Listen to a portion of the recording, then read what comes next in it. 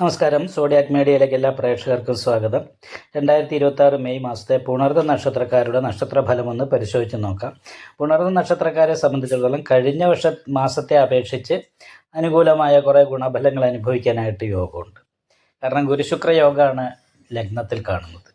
അപ്പോൾ ഗുരുശുക്ര യോഗം വന്നത് കാരണം കൊണ്ട് തന്നെ ദിവ്യദാരോ മഹാധനി എന്ന് പറയുന്നൊരു യോഗമുണ്ട്.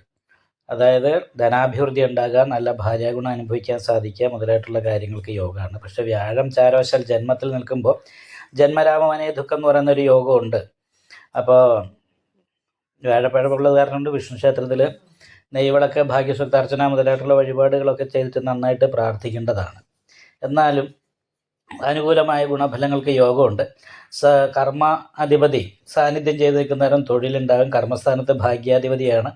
അപ്പോൾ തൊഴിൽ കൊണ്ട് ഭാഗ്യം അനുഭവിക്കാനായിട്ട് യോഗമുണ്ട്. അതേപോലെ തന്നെ സർവാഭിഷ്ട സ്ഥാനത്താണ് ചൊവ്വ സ്വക്ഷേത്ര ബലവാനായി നിൽക്കുന്നത്.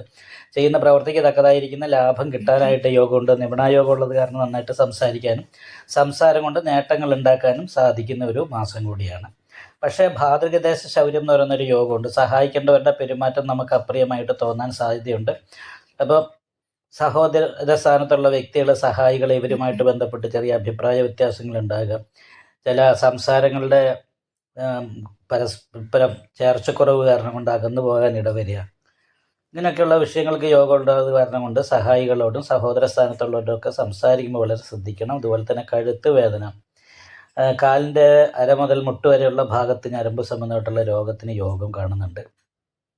അപ്പോൾ അതൊക്കെ ഒന്ന് ശ്രദ്ധിക്കുക. അതിന് പരിഹാരമായിട്ട് നാഗപൂജ, രാഹുപൂജ, പിന്നെ കേതുപൂജയൊക്കെ ചെയ്യുക. 10 ശനി നിൽക്കുന്നത് കാരണം കൊണ്ട് പുണർ നക്ഷത്രക്കാർക്ക് കണ്ടശനിൻ്റെ ഒരു ദോഷമുണ്ട്. അപ്പം വളരെ ഉത്സാഹം വർദ്ധിച്ചാൽ പോലും നമ്മൾ ചെയ്യുന്ന പ്രവൃത്തിക്ക് തക്കതായിരിക്കുന്ന പ്രതിഫലം ചില സമയത്ത് നമുക്ക് കിട്ടിയില്ല എന്ന് വരും. അപ്പോൾ അത് കാരണം കൊണ്ട് ശനിദോഷത്തിന് പരിഹാരമായിട്ട് അയ്യപ്പ ക്ഷേത്രത്തിൽ നീരാഞ്ജനം വഴിപാട് ചെയ്യാം. ഇതൊക്കെ ചെയ്തു കഴിഞ്ഞാൽ ഈ വർഷം കഴിഞ്ഞ വർഷത്തേക്കാൾ കൂടുതൽ അനുകൂലമായ ഗുണഫലങ്ങൾക്ക് യോഗമുണ്ട്.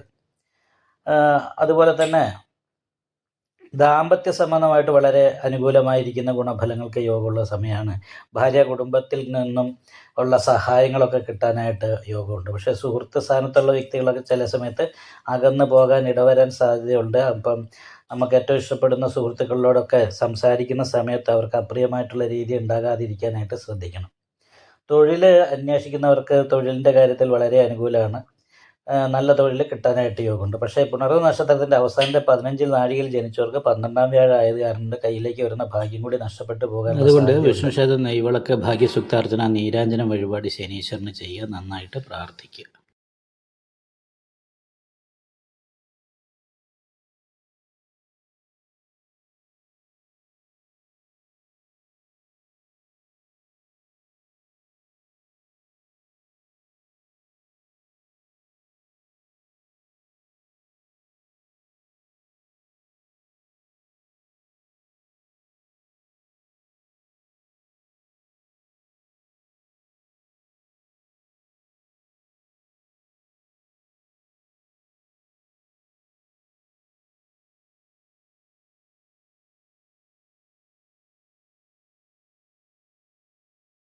നിങ്ങൾക്ക് ഈ വീഡിയോ ഇഷ്ടപ്പെട്ടാൽ ലൈക്ക് ചെയ്യുക. നിങ്ങളുടെ അഭിപ്രായങ്ങൾ കമൻറ്റ് ചെയ്യാം. ജ്യോതിഷവുമായി ബന്ധപ്പെട്ട കൂടുതൽ കാര്യങ്ങൾ അറിയാൻ ഈ ചാനൽ സബ്സ്ക്രൈബ് ചെയ്യുക. ഞങ്ങളുടെ ഓൺലൈൻ കൺസൾട്ടൻസി നമ്പർ താഴെ ഡിസ്ക്രിപ്ഷൻ ബോക്സിൽ കൊടുത്തിട്ടുണ്ട്. ആവശ്യമുള്ളവർക്ക് കോൺടാക്റ്റ് ചെയ്യാവുന്നതാണ്.